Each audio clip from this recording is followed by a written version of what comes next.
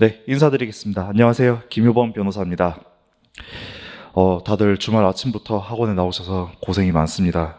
근데 저는 개인적으로 주말 중에 하루는 꼭 쉬기를 당부드려요. 뭐 이제 저랑 상담하신 분들도 계시겠지만 저는 이제 주말 중에 하루는 그냥 다 놓고 놀았어요. 근데 이제 뭐 토요일, 일요일 중에 토요일 하루를 통으로 논다 막 이런 게 아니라 토요일 오후부터 일요일 오전까지 그냥 푹 쉬었던 것 같습니다. 딱 토요일 오전까지는 공부를 좀 하다가 이제 토요일 12시 딱 되면은 바로 그냥 펜 놓고 뭐 그냥 술을 먹으러 가든 아니면 뭐 어디 뭐 춤을 추러 가든 아니면 운동을 가든 그냥 아예 다 놓고 놀았어요. 언제까지? 일요일 12시, 일요일 낮 12시까지. 왜 이렇게 했냐면은 토요일 12시부터 일요일 낮 12시까지 쉬니까 실제로는 24시간을 쉰 건데 뭔가 중간에 한번 잠을 자니까 이틀을 쉰 것 같은 느낌이 났습니다. 저는 그래서 그렇게 쉬었어요. 그리고 일요일 오후에는 또 공부를 해야죠. 그래야 이제 월요일에 돌아올 수 있잖아요. 예, 그러니까 이렇게 좀 주말 중에 하루 정도는 쉬어줘야 여러분들이 또 다시 새로운 한 주를 집중해서 공부할 원동력이 생기기 때문에 저는 주말 중 하루는 꼭 쉬기를 제가 당부드리겠습니다. 오늘 뭐 마침 여의도에서 저녁에 불꽃놀이 있다니까 좀 그 공부하시다가 마음이 동하시면 나가서 보셔도 되고 그렇게 좀 수험 생활에 나름의 재미를 찾아가시면 좋을 것 같습니다. 자, 저는 제 소개를 드리자면 우선 저는 성균관대학교 법학전문대학원을 졸업하고 검찰청에서 수원지방검찰청에서 15로 일을 하다가 그 다음에 법무법인에서 변호사 생활을 하다가 지금 이제 여러분들 앞에 강단에 서게 됐습니다. 지금은 뭐 이제 법무법인에는 그 변호사 이름만 걸어두고 다른 신광원 선생님 같이 이름만 걸어두고 거의 뭐 이제 변호사 회비만 납부하고 있는 상태예요. 변호사 이름 거의 안 하고. 예. 그래서 이제 여러분들이랑 다 같이 소통을 하면서 또 저도 나름대로 가르치는 방법을 많이 찾아갈 테니까 여러분들도 오늘 수업 잘 들어주셨으면 좋겠습니다. 이번 판례 강의는 내년 1차 시험 대비용으로 기획된 것입니다. 혹시 지난 시험, 2차 시험 봐보신 분들은 아시겠지만 갑자기 시험이 이렇게 변했어요. 일단 갑자기 텍스트가 많아졌습니다. 갑자기.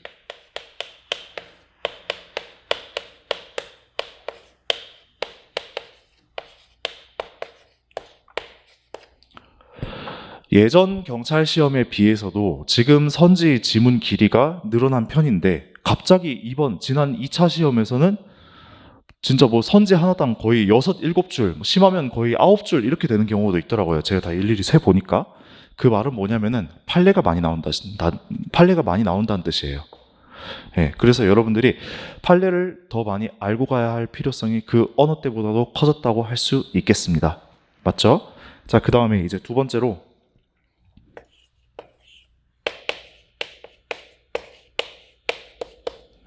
학설을 알아야 학설만 아는 게 아니라 그 학설에 따른 결론까지 알고 있어야 풀 수 있는 문제가 꽤 나왔어요, 이번에.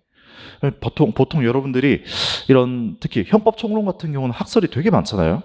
왜냐하면 사람의 생명과 신체를 다루는 법이니까 그만큼 엄중해야 되고 그만큼 얼마나 학설이 정치학에 발전을 했겠어요. 그래서 제가 보기에 형법 총론은 거의 이건 법학이라기보다는 철학에 가깝다고 생각을 하는데, 예. 그래서 학설 같은 건 이제 여러분들이 많이 이제 안 외우고 넘어갔던 부분이 있잖아요. 근데 갑자기 이번에선 그런 학설 같은 부분을 많이 건드려가지고 그에 따른 결론까지 알아야 답을 낼 수 있는 그런 문제들이 꽤 나왔습니다, 이번에. 그 다음 마지막 세 번째로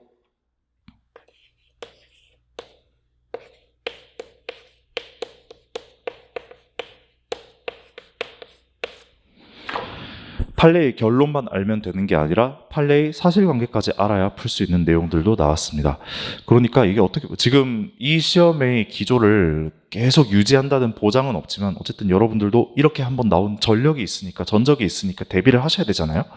그래서 일단 가장 중요한 건 진짜 최판입니다. 최판. 네. 판례 공부 많이 하시고 그 중에서도 최신 판례의 중요성은 진짜 날이 갈수록 커지고 있다고 보시면 됩니다. 아시겠죠? 자, 그래서 일단 오늘 시험이 아니라 오늘 그 수업은 판례 강의인데 그 중에서 최판을 위주로 제가 구성을 많이 했고 그 다음에 가다가 최판이 아니더라도 뭐 80년대 판례도 가끔씩 있을 거예요. 네, 최판이 아니더라도 이제 제가 보기에 좀 중요하다고 생각하는 것들 이런 것들을 집어 넣었으니까 여러분들이 그걸 주제하시고 들으시면 될 것 같아요. 자, 그러면 바로 가겠습니다. 3페이지 한번 볼게요. 3페이지 보면 죄형법정주의부터 나옵니다. 자, 죄형법정주의가 형법의 양대 원칙 중 하나죠. 죄형법정주의가 가장 중요한 원칙이고, 또 다른 원칙 뭐 있습니까? 책임주의가 있죠. 책임주의.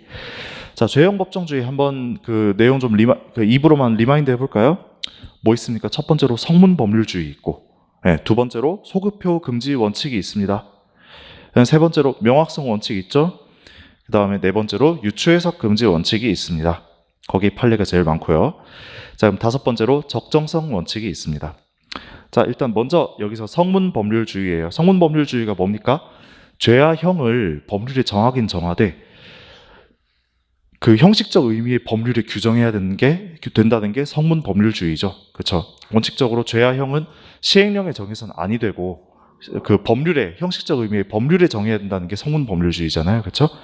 자, 근데 모든 법률에다가 모든 구성 요건을 다 정할 수는 없으니까 어쩔 수 없이 시행령이나 시행규칙에 위임을 해야 되는 경우가 있어요. 예.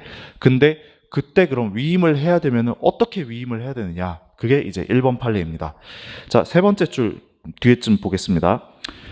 위임 법률이 구성 요건의 점에서는 처벌 대상의 행위가 어떠한 것인지 이를 예측할 수 있을 정도로 구체적으로 정하고, 그 다음에 형벌의 점에서는 형벌의 종류 및 그 상황과 폭을 명확히 규정하는 것을 전제로 위임 입법이 허용된다라고 나와 있네요. 자, 위임 입법이 적법할 요건을 제시를 하고 있습니다. 자, 죄를 정해야 되고 형을 정해야 돼요. 죄를 정하는 게 구성 요건을 정하는 거죠. 그만큼 구체적이고 명확하게 정해야 된다 이거고, 그 다음에 형을 정하려면 형의 상한과 폭을 명확히 규정해야 된다. 예, 그걸 전제로 위임 입법이 허용된다라고 이 판례가 판시를 하는 겁니다.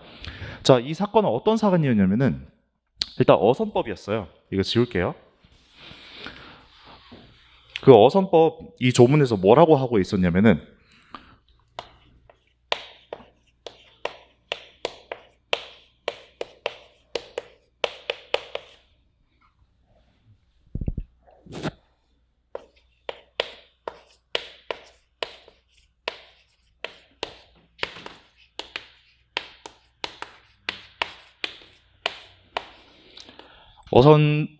어선법에서 이렇게 돼 있어요. 어선 검사 증서에 기재된 총 톤수가 증가했으면은 그때는 임시 검사를 받고 배를 운항해야 된다라고 했어요. 근데 여기선 총 톤수가 증가했는데 임시 검사를 안 받고 배를 운항했기 때문에 검사한테 기소가 된 겁니다. 네, 임시 검사를 안 받고 배를 운항했으니까. 자, 근데 여기선 시임령에 뭘 위임하고 있었느냐? 이걸 위임하고 있었어요. 자, 이 어선법에서는 이 어선검사 증서에 뭘 기재를 해야 되느냐, 그거를 시행령에다가 위임하고 있었어요. 밑에 법에다가. 근데 이거는 어찌 보면은 합당합니다. 왜냐면 법률에 일일이 저 종이에 뭘 적어야 된다 이런 걸 적을 수가 없잖아요. 네. 거기다가 여기서 꽤 구체적으로 여기 어떤 거 뭐에 관련된 거 이런 거를 적으라고 법률에서 예시를 들고 있었습니다. 그러니까 위임 입법을 하는 게 구성 요건의 점에서 비교적 명확했던 거예요. 그래서 이거는 위임 입법 금지 원칙에 반하지 않습니다. 네. 그래서 적법해요. 네. 자, 그 다음에 맨 밑에 문단 한번 보겠습니다. 여기 좀 잘렸네요. 그 예측 가능성의 유무는 당의 위임 조항 하나만을 가지고 판단할 것이 아니라 그 위임 조항이 속한 법률이나 상위 명령 전반적인 체계와 취지, 목적, 그리고 뒤에 유기적 체계적으로 종합 판단하여야 하고 맨 뒤에 구체적 개별적으로 검토하여야 한다라고 돼 있네요. 이거 선지에 나오기 딱 좋은 지문이죠. 네. 그 위임 입법에서 예측 가능성의 유무, 그 조항 하나만을 가지고 판단을 해야 되는가? 아니다. 유기적으로 체계적으로 판단해야 되고 그다음 구체적으로 개별적으로 검토해야 된다라고 하는 게 이 판례의 입장입니다. 자, 이해하셨나요? 넘어가겠습니다. 2번도 똑같아요. 2번도 위임 입법의 적법 요건을 지금 판시를 하고 있습니다.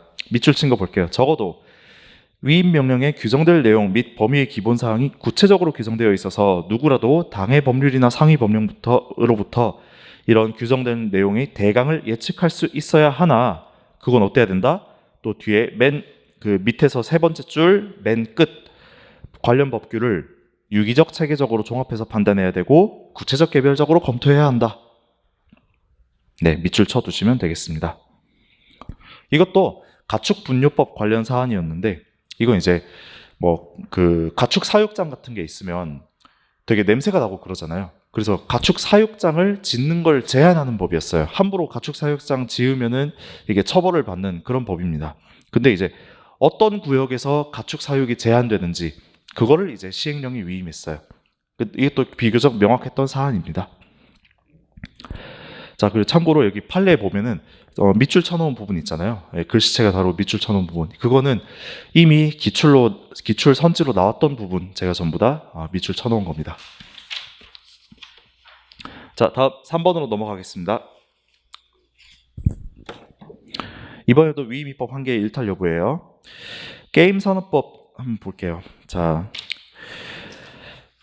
뒤에 밑줄 또한 이 사건 의무조항이 위임하는 경품의 지급 기준에 관하여 대통령령으로 정하여질 내용은 뭐 이런 뒤에 최소한의 금액이 그 기준이 되고 경품의 제공 방법은 맨 뒤에 대강의 예측이 가능하다라고 하네요. 이것도 보면 그냥 제가 입으로 말씀드릴게요. 지금 뭐 게임산업법 배우는 거 아니니까. 여기 뭐라고 돼 있었냐면은 게임물 관련 사업자는 다음 각 호의 사항을 지켜야 된다라고 돼 있어요. 자, 뭐라고 돼 있냐? 3호 경품 등을 제공해서 사행성을 조장하지 아니할 것. 다만 대통령령이 정하는 경품의 종류, 지급 기준, 제공 방법 등에 의한 경우에는 그러하지 아니한다라고 하고 거기다가 예시를 주고 있어요. 이 법률이 완구류 및 문구류 등이라고. 그러니까 딱 법률을 봤을 때 시행령에 뭐가 위임되겠구나라는 걸 뭔가 대체적으로 예측을 할 수 있는 거예요. 네, 그래서 판례가 이렇게 적법하다고 판시한 것 같습니다. 이해하셨죠? 네. 자, 4번 명확성 원칙 가보겠습니다. 이거는 이 도정법, 이거 도정법이라고 할게요. 이 도정법 69조 1항 6호에서 정한 관리처분 계획의 수립에 관리처분 계획의 변경이 포함되느냐 그겁니다. 한번 칠판 봐주세요.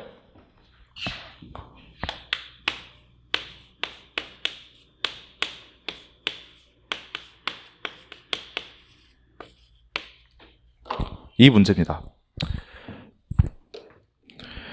자, 근데 일반적인 문헌의 의미로 살펴봤을 땐 수립이랑 변경은 다르죠. 뭐가 다릅니까? 수립은 아예 없는 상태, 무에서 유를 창조하는 거잖아요. 아예 없는 상태에서 뭔가 계획을 만들어내는 게 수립이잖아요.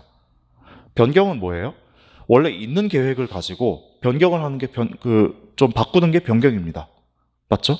그래서 문헌의 의미는 둘이 좀 달라요. 근데 판례에서 뭐라 하고 있어요? 세 번째 줄, 두 번째 줄 끝부터 봅시다. 경미한 사항이 아닌 관리처분 계획의 주요 부분을 실질적으로 변경하는 것이 포함된다라고 하네요. 관리처분 계획의 주요 부분을 실질적으로 변경한대요. 자, 변경이라도 그냥 경미한 변경이 아니라 진짜 주요 부분을 실질적으로 변경하는 그거는 그냥 아예 무에서 유를 만들어내는 거랑 똑같다라고 이 판례가 보고 있는 겁니다. 이해하셨습니까? 네, 그렇게 해석함이 타당하고 이러한 해석이 명확성 원칙을 위반하였다고 보기 어렵다라고 하네요. 네, 저 수립이랑 변경을 같다고 여기에 포함된다고 본 판례입니다. 자, 이해하셨죠? 혹시 중간에 뭐 질문 있으시면 바로 손들어서 질문하시면 될 것 같아요. 네. 자, 5번 보겠습니다. 이거는 이제 의사의 진찰에 관련된 건데, 자, 여기 보면 의료법 18조 1항이 자신이 진찰한 의사가 아니면은 진단서, 검안서, 증명서 또는 처방전을 작성해서 교부하지 못한다라고 되어 있어요. 자신이 진찰한 의사가 아니라면. 자, 근데 여기 자신이 진찰한 의사에 전화로 진찰한 것도 포함되는지 그게 쟁점이었습니다. 포함된다고 하나요? 네, 포함된다고 해요. 전화 진찰을 했다는 것만으로 이게 직접 진찰이 아니라거나 아니면 자신이 진찰한 게 아니라고 볼 수는 없다. 즉 전화 진찰한 것도 자신이 진찰한 거 맞고 직접 진찰한 거 맞다는 거죠. 굳이 대면으로 얘기 안 하고 비대면으로 해도 그냥 괜찮다는 거죠. 이해하셨어요? 자, 이거랑 대비해야 될 게 바로 뒤에 6번입니다. 6번은 진찰에 관련된 게 아니라 의료행위에 관련된 거예요. 의료행위. 의료행위가 뭐예요? 뭐 일반적으로 의료법에서는 수술 또는 뭐 이렇게 응급처치 이런 것들을 다 의료행위라고 규정하고 있어요. 근데 의료행위는 전화로 하면 안 돼요. 여기 의료법 33조 1항 보면은 여기 의료인은 의료기관을 개설하지 아니하고는 의료업을 할 수 없다라고 돼 있어요. 그러니까 병원에서만 의료 행위를 해야 된다는 거죠. 병원에서만. 그건 사실 그래야죠. 수술 같은 걸 이제 하려면 당연히 병원에 이 수술 기구나 소독된 거, 그 다음에 뭐 제2차 감염을 방지하기 위해서 모든 그 살균 처리돼 있고 이런 의료 시설이 필요하잖아요. 그래서 의료법 33조 1항에서 그렇게 정하고 있는 건데 갑자기 전화로 뭐 환자분 집에 그 뭐 부목 같은 거 있으시죠? 그거 가지고 그 다리 부러진 다리에다 대고 뭐 붕대를 감으세요. 이런 식으로 전화로 의료 행위를 한다. 그거는 의료법 33조 1항에 반하겠죠. 그래서 여기서는 맨 밑에서 세 번째 줄 봅시다. 밑줄. 의료인이 전화 등을 통해 원격지에 있는 환자에게 행하는 의료 행위는 아까 진찰이랑 다릅니다. 이건 특별한 사정이 없는 한 33조 1항에 위반된다. 그리고 그건 언제도 동일하게 적용된다. 뒤에 환자나 환자 보호자가 요청에 따라서 진료하는 경우에도 동일하다. 환자가 의사 선생님 저 지금 병원 갈 시간 없는데요. 그냥 전화로 이것 좀 어떻게 하면 되는지 알려주실 수 있나요? 했는데 그걸 전화로 알려줬다. 어떻게 의료 행위를 하는지 알려줬다. 그거는 의료법 위반입니다. 이해하셨어요? 앞에 진찰이랑 구분하시면 좋을 것 같습니다. 자, 7번. 여기는 아까 5번이랑 똑같이 의료법 18조, 17조, 18조 관련된 거예요. 처방전 관련된 거예요. 17조 1항은 이제 맨 밑에서 네 번째 줄, 밑줄 친 거 볼게요. 의사 등이 17조 1항에 따라 직접 진찰해야 할 환자를 진찰하지 않은 채 그 환자를 대상자로 표시해서 진단서, 증명서, 처방전 작성 교부했다면은 당연히 의료법 17조 1항 위반한 것이고 이는 허무인인 경우에도 마찬가지다. 당연하죠. 이게 처방전에다가 여기 보면은 처방전에다가 이제 그 갑이라는 사람을 직접 진찰하고 갑 명의로 처방전을 발급해 줬어요. 의사 명의로 갑에 대한 처방전을 발급해 줬어요. 자, 근데 만약 의사가 직접 이 갑이라는 사람을 진찰도 안 하고 그냥 발급해 주면 당연히 문제가 되겠죠. 근데 이게 왜 문제가 될까요? 당연히 이제 신용 같은 거 훼손이 될 거고, 그 다음에 국가 의료 체계가 또 흔들릴 위험도 있을 거예요. 더 나아가가지고. 그렇죠. 그게 보호법익이에요. 근데 그러면 당연히 아예 없는 사람, 세상에 없는 사람을 만들어냈어요. 을이라는 사람. 똑같이 신용이 훼손되고 똑같이 이제 의료 체계가 흔들릴 위험이 있겠죠. 그러니까 당연히 허무인도 마찬가지다라고 하는 겁니다. 아시겠죠? 네, 쉬운 판례였습니다. 넘어갈게요. 자, 8번. 이번에도 똑같이 의료행위입니다. 요새 의료행위가 많이 나오더라고요. 자, 이거는 맨 밑에 줄만 외우세요. 밑에서 세 번째 줄, 밑줄 친 것만 외우세요. 내국인이 대한민국 영역 외에서 의료행위를 하는 경우에는 의료법 위반의 구성요건 해당성이 없다. 네. 이거 뭐 속인주의 아닙니까? 아닙니다. 그냥 이제 내국인이 우리나라 국적의 의사가 외국에서 의사가 아니더라도 뭐 당연히 의사가 아니어야겠죠. 네. 그래서 이런 무면허 의료행위를 대한민국 영역 외에서 하는 경우에는 이거 구성요건 해당성이 없습니다. 이해하셨어요? 자, 그다음 9번. 이거 아주 유명한 판례죠.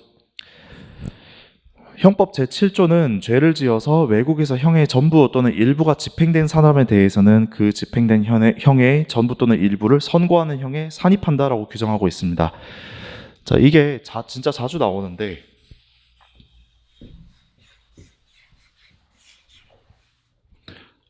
산입한다는 게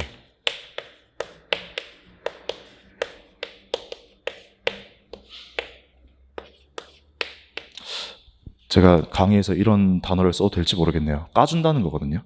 네, 지금 내가 형벌을 한 5년 내려야 될 거 3년으로 2년 까준다는 거예요. 그러니까 빼준다고 합시다. 네.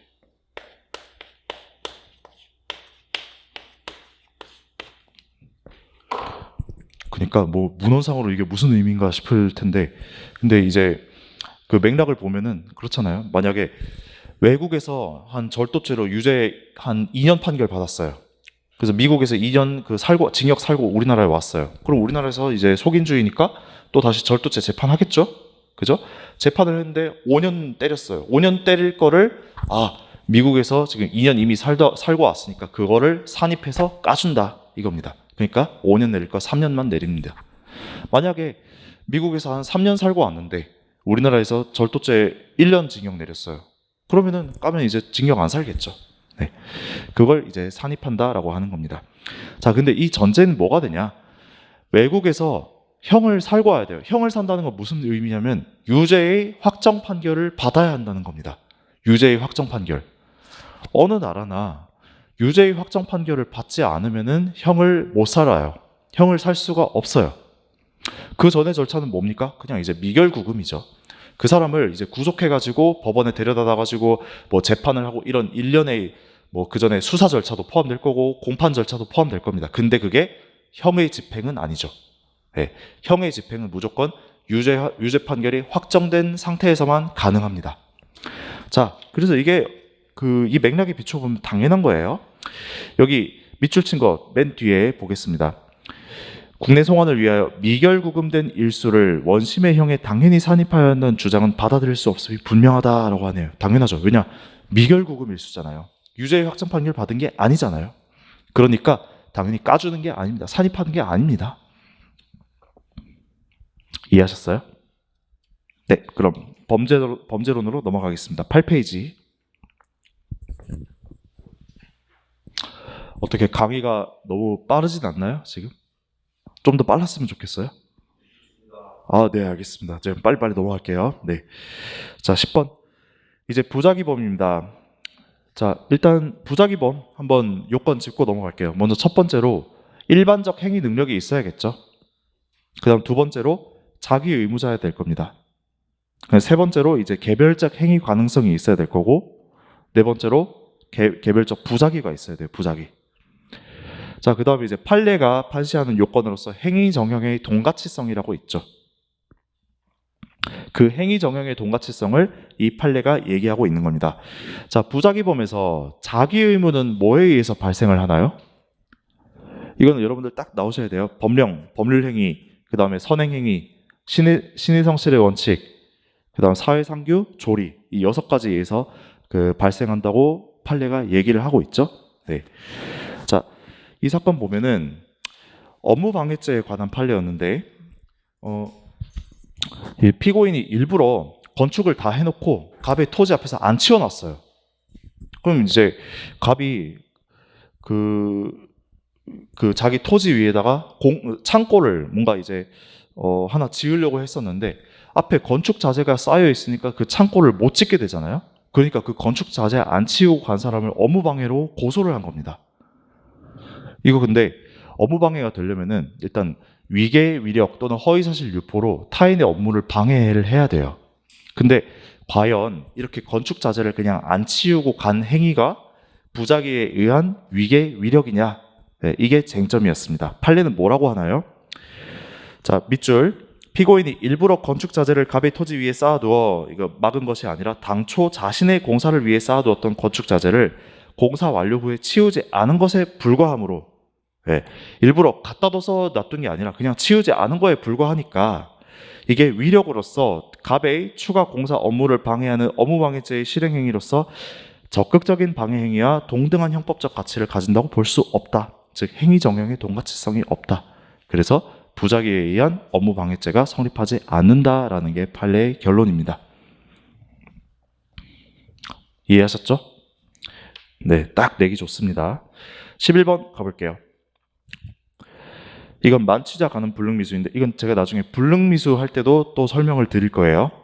자, 먼저 여기서는 구성요건적 고의, 고의의 인식 대상이 뭔지 그것만 짚고 넘어가겠습니다. 자, 고의의 인식 대상이 어떤 게 있죠?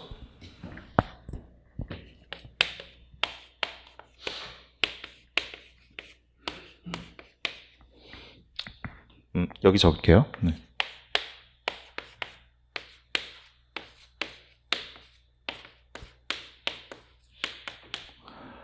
네, 고의의 인식 대상은 저거죠.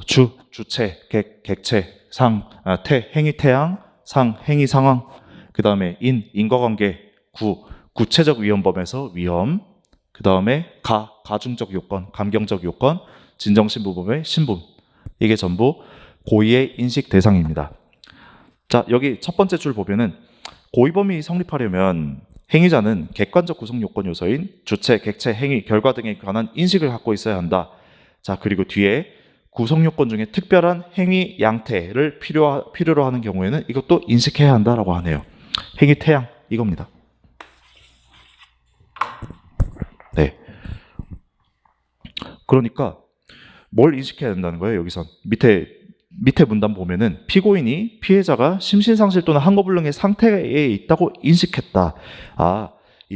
그 준강간죄가 성립하려면은 한거불능 또는 심신상실에 있는 피해자를 가늠한 경우에 이게 성립하는 거잖아요. 그러니까 그런 상태에 있다는 거, 그런 행위 태양 그것도 인식을 해야 된다는 거예요. 네. 딱 이까지만 보고 이 판례는 넘어가겠습니다. 네. 뒤에 또 이제 불능미수에서 한 번 더 말씀드릴게요. 자, 추가로 그럼 고의의 인식 대상이 아닌 건 어떤 게 있나요? 여기 관리반 들으신 분들은 그래도 제가 말씀드렸지만 저는 그냥 두 문자 할 때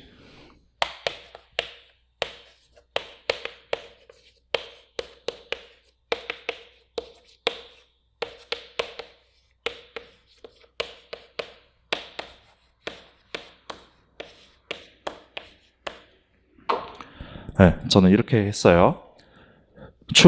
추상적 위험범에서 위험.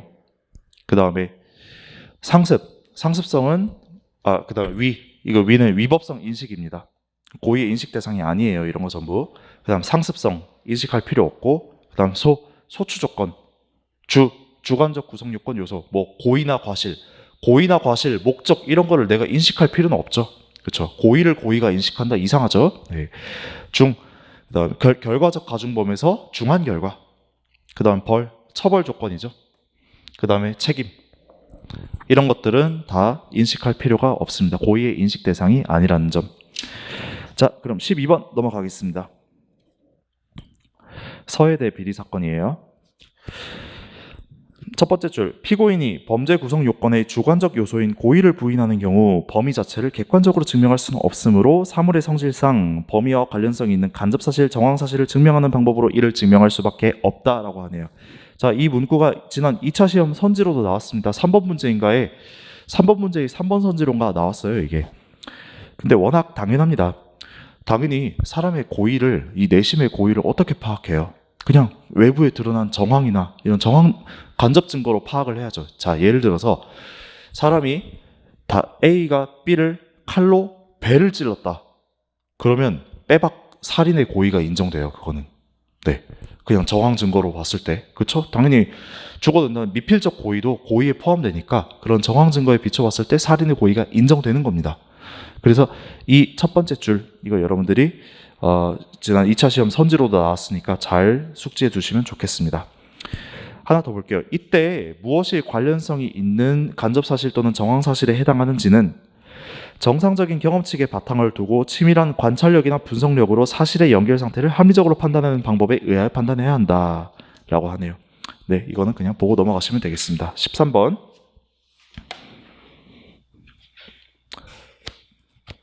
객관적 주의 의무 보겠습니다. 의사에게는 환자의 상황, 당시 의료 수준, 자신의 지식 경험 등에 따라 적절하다고 판단되는 진료 방법을 선택할 폭넓은 재량권이 있으므로 재량권이 있대요. 의사가 특정 진료 방법을 선택해서 진료했다면은 이런 특별한 사정이 없는 이상 진료 결과만을 근거로 해서 이게 과실에 해당한다고 할 수 없다. 예를 들어서 진료 결과 사람이 사망했어요. 수술하다가 환자가 사망했어요. 그럼 거기다 대고 아니 당신 A라는 수술 방법 사용했어야 되는데 B라는 수술 방법 사용했잖아. 이거 과실 아니야? 라고 할 수가 없다는 겁니다. 왜냐하면 B라는 수술 방법을 취한 데에는 의사 그 나름대로의 판단이 있겠죠. 그리고 그 재량권도 인정해 주잖아요.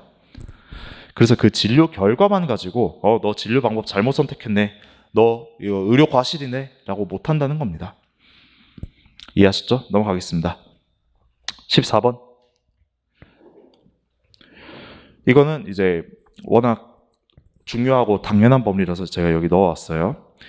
교사자가 피교사자에 대해서 상해 또는 중상해 교사했는데 피교사자가 살인을 실행한 경우, 자,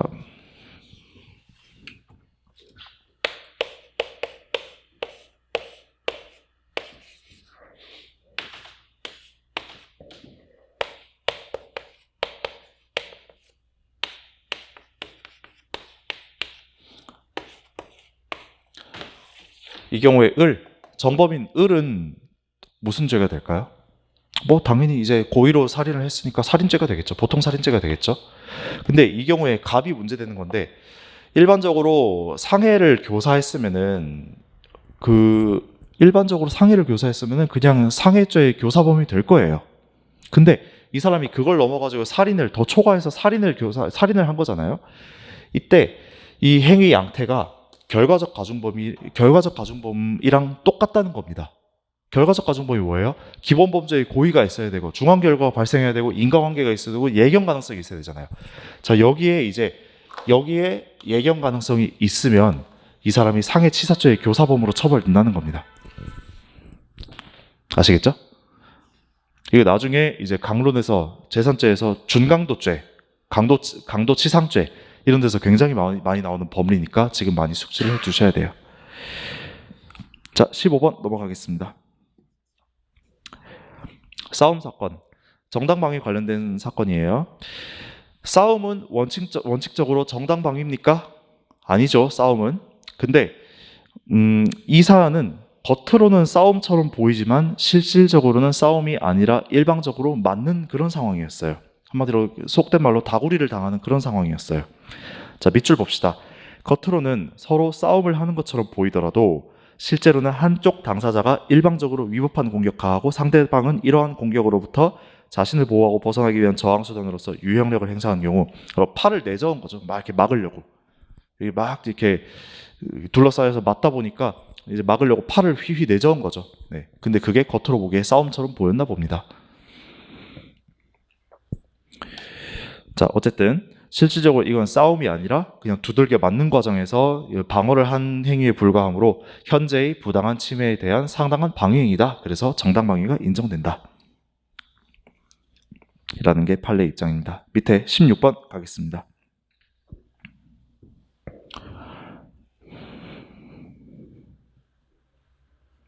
자, 16번.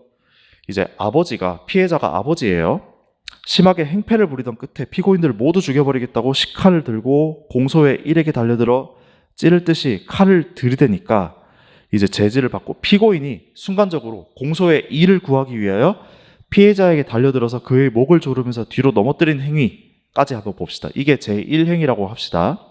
네. 이거는 일단 정당방위가 인정돼요. 정당방위는 현재의 부당한 침해인데, 나한테 대한 부당한 침해뿐만 아니라 제3자에 대한 부당한 침해에 대한 방위행위도 그건 정당방위가 인정되죠. 그러니까 여기 보면 공소의 일을 구하기 위해서 순간적으로 달려들어서 목을 조르면서 뒤로 넘어뜨렸다잖아요. 네, 이까지는 일단 현재의 부당한 침해에 대한 상당한 방위행위가 인정됩니다. 자, 근데 이제 밑에 제2행위가 나와요. 밑에 밑줄. 이 사건 당시 피해자가 뒤에 피고인의 몸 아래 깔려서 더 이상 침해 행위를 계속하는 것이 불가능하거나 또는 현저히 곤란한 상태에 빠졌음에도 피고인이 계속 몸 위에 타고 앉아서 계속해서 목을 누른 행위예요. 그래서 질식해서 사망했습니다. 피해자가. 이거는 이제 이 제2행위는 당연히 상당성을 결여한 거겠죠. 그래서 이 뒤의 행위는 정당방위가 성립되지 않습니다. 근데 이게 과잉방해에 해당한다고 하나요? 근데 이건 과잉방해에는 해당한다고 하네요. 판례가 이 행위는 앞에 제1행위랑 제2행위를 엮어서 보고 있고, 그 다음에 이 정황상 너무 위험한 상황이었잖아요. 너무 좀 피해자가 좀 나쁜 그런 상황이었잖아요. 그런 게 다 참작이 된 것 같습니다. 그래서 이항 소정의 과잉방해에 해당한다라고 하는데, 자, 여기 중요한 거는 판례가 결론은 야간 기타 불안스러운 상태하 공포, 경악, 흥분, 당황으로 인한 것이어서 벌할 수 없다라고 했어요. 판례에서 직접적으로 21조 사망 뭔지 아시죠, 여러분들? 네, 2항이 과잉방이고 3항이 뭐 야간 기타 불안스러운 상태하 공포, 그런 거죠. 벌할 수 없다, 책임이 조각된다라는 조문이 21조 사망이죠. 판례에서 이 사망을 직접적으로 언급은 안 했는데 결론을 이렇게 내고 있어요. 벌할 수 없다고, 책임이 조각된다고 내고 있어요. 그래서 이거는 2항, 3항 둘 다 적용되는 판례라고 보시면 되겠습니다.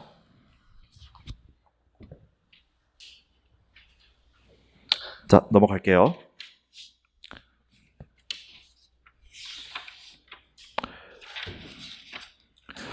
제가 22번까지 하고 첫 시간 좀 쉬도록 하겠습니다. 자, 17번. 자구행위가 나왔네요. 자, 자구행위는 일단 자구행위 나왔다. 그럼 인정한 판례 우리나라에 없어요. 네. 참 특이한 게 자구행위가 우리나라 형법에만 있는 독창적인 제도예요. 근데 인정한 판례가 없습니다. 이게 어찌 보면 원시 형법이에요. 원시 형법 보면은 뭐 이에는 이, 눈에는 눈 이런 거 있잖아요. 아니면은 좀 실제로 사람을 죽인 자는 그 사람을 직접 죽여도 좋다. 이런 법률을 채택한 국가도 있습니다. 고대에. 예, 그래서 이런 원시형법의 흔적이 바로 자구행위입니다. 이건 뭐 여담이고요. 자, 어쨌든 근데 여러분들이 아셔야 될 건 자구행위가 나오면은 이걸 인정한 판례는 없다라고 아시면 되겠습니다. 자, 뒤에 여기 밑에 통행하기 위해 이용하는 자신 소유 도로에 깊이 1m 정도의 구덩이를 판 행위가 일반 교통방해죄에 해당하고 자구행위 아니다라고 하네요. 네, 결론만 알고 넘어가시면 되겠습니다. 18번. 국정원장 여론조작 사건이에요. 자, 국정원장 피고인 갑, 3차장 피고인 을, 심리전단장 피고인 병이 심리전단 산하 사이버팀 직원들과 공모해서 인터넷 게시글과 댓글 작성, 그러니까 댓글 조작으로 기소된 사건이에요. 자, 이거를 과연 자, 밑에서 네 번째 줄, 밑줄 볼게요. 이거를 과연 국정원법에 따른 직무 범위 내의 정당한 행위로 볼 수 있는가가 쟁점이었어요. 정당한 행위일까요? 정당한 행위 아니라고 합니다. 판례는. 댓글 조작한 거지 않느냐. 이거 정당행위 아니다. 이해하셨죠? 자, 19번 넘어가겠습니다. 19번 좀 중요한 건데요. 별표 쳐볼게요.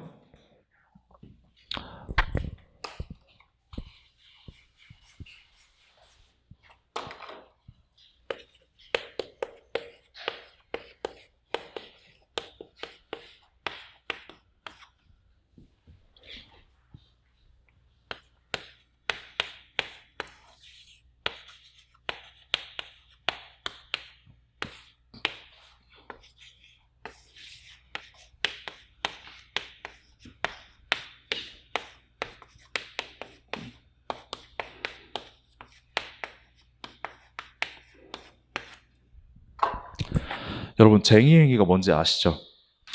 근로자들이 뭐 직장에서 권익을 목적으로 단체 행동하는 것이죠. 이렇게 으쌰으쌰 하는 거잖아요. 다 모여가지고 뭐 임금 인상 해달라, 아니면 뭐 부당해고 철회하라 이러면서 막 단체 행동하는 게 쟁의행위죠. 자, 근데 이 판례의 사실관계가 뭐냐, 어떻게 돼 있냐면은 일단 여러분들 이게 혹시 도급이 뭔지 아시나요?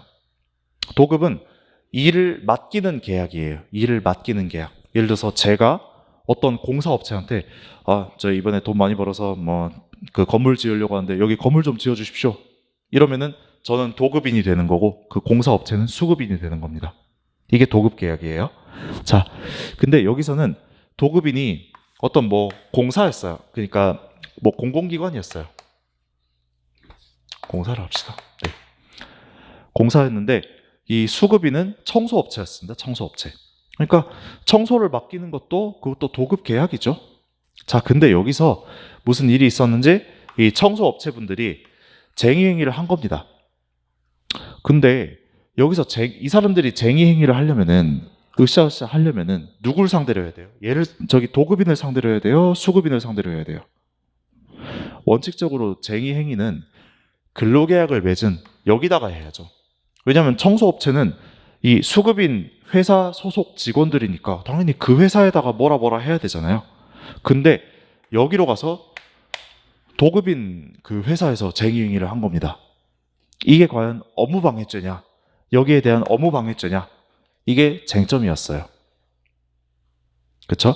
자, 다시 쟁의행위를 하려면은 원칙적으로 나를 이제 근로계약을 맺고 나를 채용한 사용자한테 해야 되는 게 원칙입니다. 여기 수급인한테 해야 돼요. 근데 이 사람들은 여기 도급인한테 몰려가가지고 이제 쟁의행위 으쌰으쌰 한 겁니다. 원칙적으로 이거는 위법해요. 자, 판례 한번 볼게요. 밑줄 위에 세 번째 줄 뒤에 봅시다. 쟁의행위가 찾았어요? 정당행위로 위법성이 조각되는 것은 사용자에 대한 관계에서 인정되는 것이므로 제3자의 법익을 침해한 경우에는 원칙적으로 정당성이 인정되지 않는다. 위법하다. 라고 하네요. 자, 쟁의행위가 정당하려면은 여기 수급인한테 해야 이게 정당해요. 근데 그게 아니라 제3자인 도급인한테 몰려가가지고 이렇게 으쌰으쌰 한 거는 그거는 위법하다는 거예요, 원칙적으로. 그런데 뒤에 밑줄, 도급인은 원칙적으로 수급인 소속 근로자의 사용자가 아니므로, 예, 도급인이 이 근로자들 채용한 거 아니잖아요. 그러니까 사용자가 아니므로 수급인 소속 근로자의 쟁의 행위가 도급인의 사업장에서 일어나 도급인의 형법상 보호되는 법익을 침해한 경우에는 이런 뭐 쟁의 행위가 정당하다는 사정만으로 이 위법성이 조각된다고 볼 수는 없다라고 하네요. 자, 이게 원칙입니다. 이게 원칙이에요. 도급인 사업장에 몰려가지고 으쌰으쌰 하는 거, 이거는 위법성 조각 안 된다, 위법하다라는 게 원칙인데, 자, 그런데 밑에 단락 볼게요. 첫 번째 줄.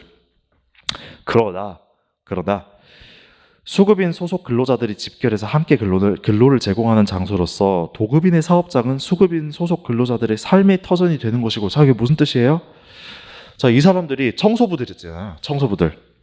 이 사람들이 실질적으로 근무하는 장소가 어디겠어요? 여기 자기들 회사겠어요? 아니면 여기서 근무하겠어요?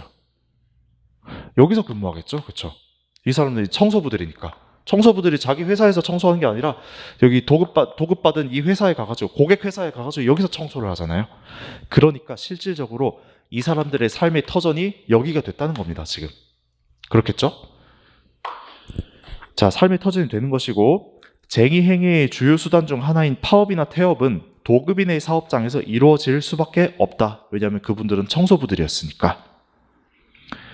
자, 그 다음 밑에 뭐 일정한 이익을 누리고 한 줄 밑에 수급인 소속 근로자에게 사업장을 근로장소로 제공했으므로 한 줄 더 밑에 사회통념상 이를 용인해야 하는 경우가 있을 수 있다라고 하네요. 오, 아까 원칙은 위에서 위법하다고 해놓고 갑자기 이제 예외를 인정할 수 있는 밑밥을 깔고 있습니다. 자, 밑에 이제 밑줄. 따라서 사용인인 수급인에 대한 정당성을 갖춘 쟁의행위가 도급인 사업장에서 이루어져 이런 도급인 법익을 침해한 경우 항상 위법하다고 볼 것은 아니고, 이게 사회통념에 비추어서 용인될 수 있는 행위에 해당하는 경우에는 20조에 해당해서 위법성이 조각된다라고 하네요. 그래서 이 경우는 이 쟁의행위가 위법성 조각됐습니다. 형법 20조에 의해서. 이게 예외입니다. 이게 바로 변호사의 실력이에요. 원래 원칙이 아까 맨 위에 보면은 원칙이 위법하다라고 되어 있는데 그걸 이제 예외로 만드는 거, 그게 이제 변호사의 실력입니다. 변호사를 잘 쓴 것 같아요, 제가 보기에는. 그리고 이 사안은 좀 더 구체적으로 파고 들어가면은 이 청소부 분들이, 이거는 그냥 뭐 적지 마세요. 이 청소부 분들이 도급인 사업장에 가가지고 막 으쌰으쌰 하긴 했지만 이 도급인의 뭐 본관, 뭐 메인 건물을 점거한 게 아니라 그냥 이 도급인 사업장에도 보면 건물이 여러 개 있겠죠? 그냥 건물과 건물 사이 공도, 그냥 도로를 점거해가지고 거기서 이제 으쌰으쌰 하고 있었어요. 실제로 뭐 이 도급인의 직원들이 딱히 근무를 못하는 그런 상황은 발생 안 했었습니다. 그런 사정 다 참작해가지고 이거를 위법성 조각해준 것 같아요. 네, 이해하셨죠? 넘어가겠습니다. 그리고 넘어가기 전에 19번에서 맨 밑에 문단 있잖아요. 사용자는 쟁의 기간 중. 네. 이 문단은 이제 이 판례의 사실관계에 대한 거니까 이게 선지에 나올 수 있거든요. 네. 그래서 여러분들 이거는 잘 숙지해 두셔야겠어요. 보통 이제 형법 그 시험장에 들어가셔서 형사법 답안 문제 푸실 때 딱 봤을 때 이런 사실관계가 나와 있으면 일단 머리가 새하얘지잖아요. 일단 사실관계가 이해가 안 돼. 이러면서 하얀 건 종이고 까만 건 글씨고 이런 현상이 막 생깁니다. 근데 이런 사실관계를 미리 숙지하고 가 있으면은 이거 내가 본 사실관계네 이러면서 딱 그 문제를 읽을 때 집중이 잘 되실 거예요. 다음 20번 넘어가겠습니다. 자동문 수동문 개폐 사건이에요. 재물손괴죄가 어떤 죄일까요? 이건 나중에 강론을 이미 하신 분들도 계시겠지만, 재물손괴죄는 타인의 재물을 그 효용을 해야만 성립하는 게 재물손괴죄입니다. 맞죠? 어떤 게 있어요? 꼭 효용을 해야 하는 게 물리적으로 막 파괴하고 부수고 이것뿐만이 아니라 뭐 남의 밥그릇에 오줌을 넣었어요. 그럼 더 이상 그 밥그릇으로 어떻게 밥을 먹어요? 그거 재물손괴죄입니다. 네, 그렇죠? 왜냐면 효용을 했으니까. 아니면 남의 물건으로 취급되는, 동물은 물건으로 취급되죠. 남의 물건으로 취급되는 앵무새한테 내가 욕을 가르쳐 놨어요. 앵무새가 막 입만 열면 막 욕을 해요. 그것도 재물손괴죄입니다. 효용을 해놨잖아요. 네. 자, 이것도 그 같은 맥락이에요. 자동문 가까이 가면 우웅 열리잖아요. 근데 위에 있는 버튼을 조작하면 수동으로 개폐를 시킬 수가 있습니다. 근데 일시적으로라도 이렇게 수동으로만 개폐가 가능하게 해서 자동 잠금 장치로서 역할을 할 수 없게 한 경우에도 이게 재물손괴죄가 성립한다고 하네요. 효용을 했으니까. 이해하셨습니까? 자, 뒤에 21번 법률의 부지 보겠습니다. 형법 16조에 자기가 행한 행위가 법령에 의해 죄가 되지 아니한 것으로 오인한 행위는 그 오인에 정당한 이유가 있는 때에 한하여 벌하지 아니한다고 규정되어 있다. 근데 이거는 단순한 법률의 부지를 말하는 게 아니라 그걸 잘못 인식하고 그 다음 잘못 인식함에 정당한 이유가 있어야만 이게 벌하지 않는다는 취지라고 합니다. 책임이 조각된다는 거죠. 바로 22번 가겠습니다. 똑같은 거예요. 자, 단순한 법률의 부지가 아니래요. 근데 밑에 이번엔 변호사의 자문을 받았다고 합니다. 근데 변호사의 자문을 받았다는 사정만으로 죄가 되지 않는다고 오인한 것에 정당한 이유가 있다고 보기는 어렵다라고 하네요. 근데 그렇죠. 변호사 자문 받았다고 해서 죄가 안 되는 건 아니죠. 네. 막 그 범죄 저질러 놓고 저 이 변호사한테 물어봤더니 이 범죄 안 된다고 하던데요. 그래서 이제 무죄 시켜줄 거면 그러면 이제 형벌이 왜 있습니까? 그렇죠? 단순히 변호사 자문 받은 것만으로는 정당한 이유가 없습니다. 자, 여기까지 고생하셨고 여러분들 잠깐 10분 쉬다가 11시부터 다시 2교시 시작하도록 하겠습니다.